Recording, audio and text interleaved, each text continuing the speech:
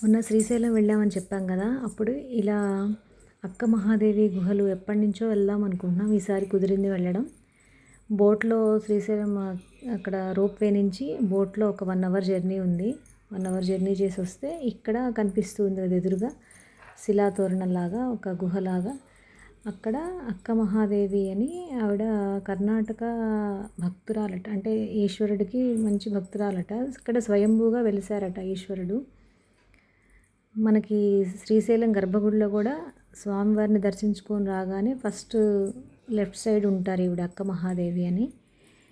So ఇది బాగా మెడిటేషన్‌కి మంచి ప్లేస్ అని చెప్పారు.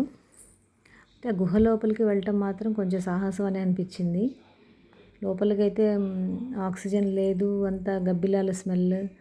ఇక్కడ ఇతను నించొని ఆవిడ గురించి ఎక్స్‌ప్లెయిన్ చేస్తూ ఉన్నారు. అక్కడ విగ్రహం ఉంది చూసారా? ఆవిడే అక్క మహాదేవి. ఆవిడ స్టోరీ అంతా చెప్తూ ఉన్నారు ఇక్కడ అందరికీ. సో ఇదైపోయాక లోపల గుహలోకైతే వెళ్ళాము. గుహలో అంతా చీకటిగా అట్లా ఉంది. గబ్బిలాల స్మెల్ అలా వస్తూ ఉంది. జస్ట్ శివలింగం మీద అలా ఒక్కొక్క డ్రాప్ పడుతూ ఉంటాయట వాటరు.